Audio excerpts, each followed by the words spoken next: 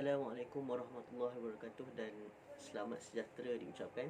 Hari ini saya ingin berkongsi berkenaan dengan buku Berfikir Tentang Pemikiran.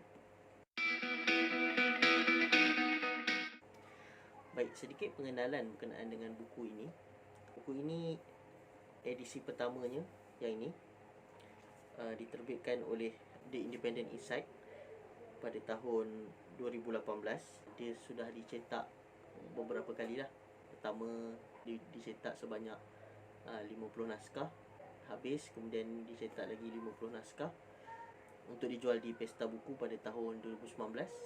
Kemudian habis, kemudian yang terakhirnya dicetak 30 naskah lah.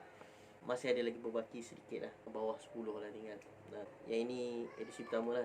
Dia sedikit nostalgia. Siapa yang ada tu dia koleksi yang rare. Ini dah tak dijual di pasaran lah. Jadi kalau ada yang nak lagi edisi lama ni, hubungi saya secara personal lah. Baik, untuk hari ini saya ingin berkongsi berkenaan dengan edisi barulah yang telah diterbitkan oleh Bibliopress pada tahun 2020.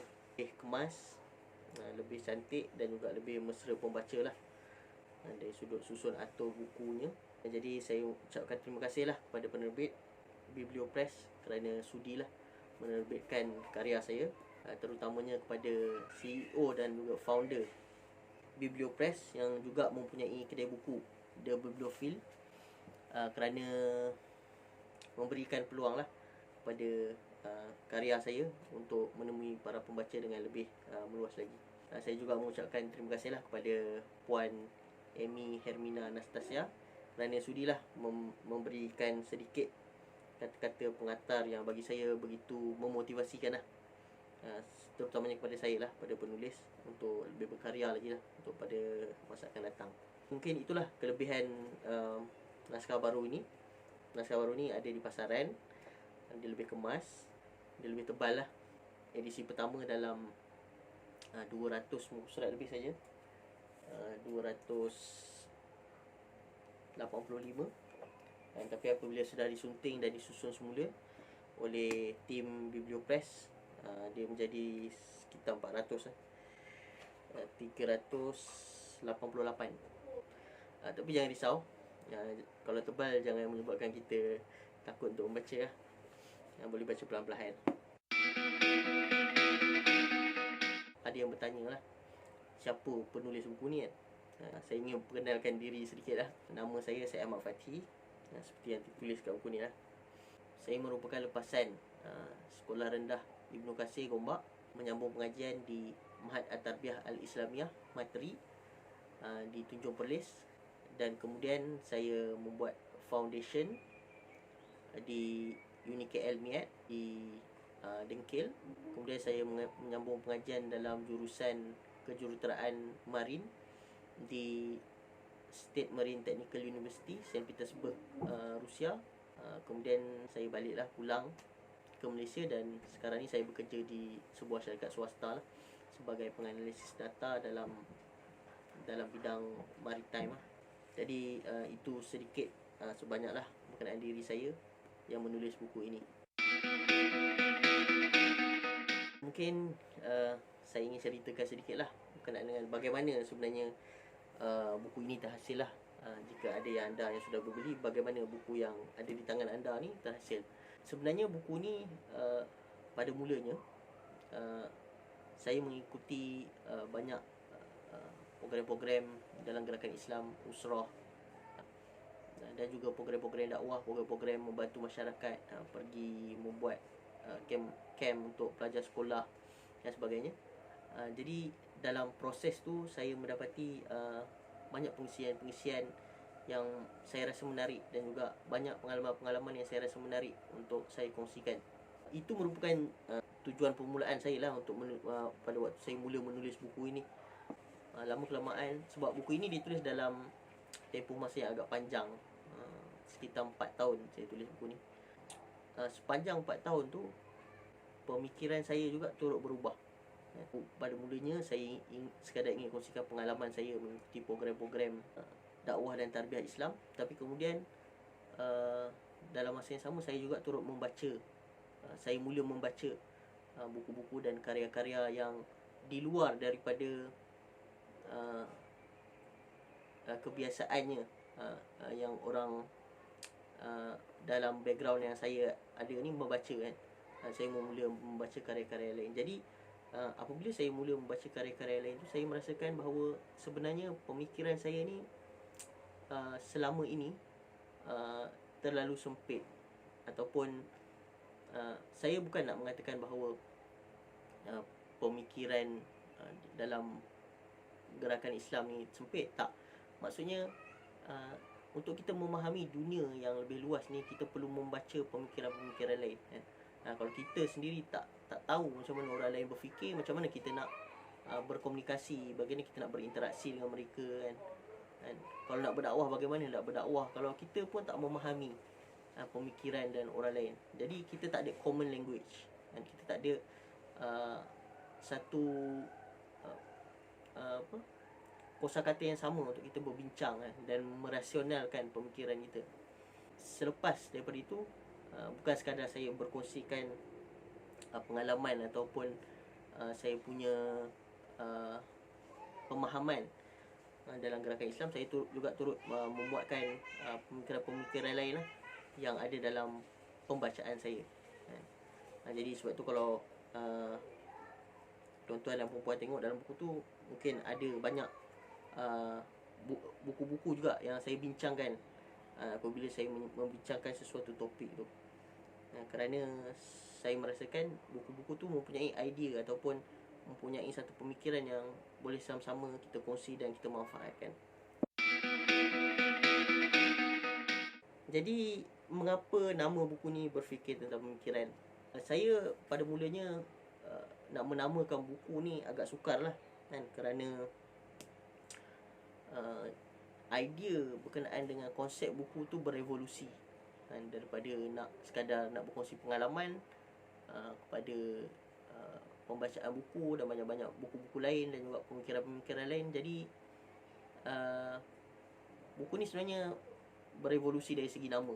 Namanya mula-mula lain, kemudian saya fikir tak sesuai, saya tukar lagi dan akhirnya nama inilah yang saya rasa lebih umum lah, lebih umum dengan topik-topik yang dibincangkan.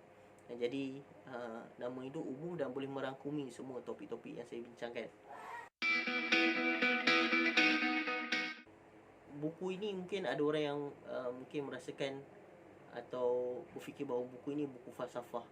Dia bukanlah buku falsafah sebagaimana falsafah yang kita maklumlah, bukan falsafah barat dan sebagainya, bukan buku yang falsafah macam tu.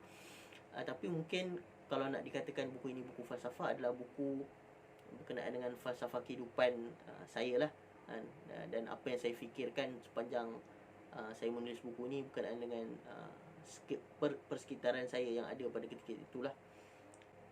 Sebenarnya saya menamakan buku ni dengan mengambil satu tajuk lah, satu tajuk daripada banyak-banyak tajuk dalam buku ni untuk dijadikan nama buku. Perkara ni sebenarnya saya ambil daripada bagaimana dalam Al-Quran sendiri kita menamakan surah. Sebagaimana contoh surah Al-Baqarah, dia ada banyak cerita dan peristiwa dalam tu, banyak isi-isinya, dan isi berkenaan dengan kisah lembu betina tu hanyalah sedikit saja daripada keseluruhan surah tu, tapi kisah tu dijadikan nama kepada surah tu. Jadi begitu jugalah dengan buku ni, dia ada banyak topik-topik yang dibincangkan, dan salah satu topiknya adalah berfikir tentang pemikiran. Saya ambil topik tu untuk dijadikan nama buku lah, yang saya rasa paling sesuai lah untuk meliputi semua isi dan topik yang dibincangkan. Jadi saya tak ada keinginan lah untuk mengaburi mata pembaca ke nak mengatakan buku ini buku falsafah sebagaimana falsafah barat ke, bukan, tak ada sebab ini adalah cover asalnya, tak ada unsur-unsur falsafah langsung lah. Jadi mungkin penerbit merasakan buku ini sesuai dengan cover buku yang baru, jadi mereka meletakkan cover orang yang sedang berfikir lah. Dan buku ni juga sebenarnya dinamakan Berfikir Tentang Pemikiran kerana buku ini ditulis pada ketika mana pemikiran saya sedang berubah. Manusia ni dia, pemikiran ni benda yang tak statik. Dia akan sentiasa berubah. Bila kita ada informasi baru, kita ada pengalaman baru, kita ada persepsi baru, pemikiran kita akan sentiasa berubah. Jadi buku ni sebenarnya dia merupakan satu fasa dalam kehidupan saya, di mana fasa saya mula membaca karya-karya yang lebih rencam dan lebih luas, dan pemikiran saya mula berubah. Jadi saya mula berfikir tentang bagaimana untuk kita mentafsir kehidupan, dan bagaimana kita untuk berfikir tentang perkara-perkara yang ada dalam kehidupan kita ni. Jadi itu juga merupakan salah satu sebab mengapa saya namakan buku ni Berfikir Tentang Pemikiran. Saya ada lihatlah bagai bila mana penerbit melakukan promosi dan sebagainya, ramai orang yang bertanya kan, apakah isi buku ni kan. Buku ni sembang siapa. Jadi seperti mana yang saya telah sebutkan tadilah, pada awalnya buku ni adalah untuk perkongsian pandangan dan juga pemahaman saya lah dalam saya mengikuti program dakwah dan tarbiyah dalam lingkungan saya lah. Apa yang saya fahami dan apa peristiwa-peristiwa yang memberi kesan kepada saya, memberi kesan kepada pemikiran dan sebagainya. Ini merupakan idea ataupun isi-isi awalnya lah, dan boleh dibaca kan. Apa yang dibincangkan adalah turut berkenaan dengan pemikiran-pemikiran lain lah, buku-buku yang saya baca, yang saya rasa bila mana saya membaca satu buku tu, saya kadang-kadang saya terasa macam idea ni menarik kan, dan ataupun idea ni jarang kita di Malaysia ni berfikir dari sudut ini kan.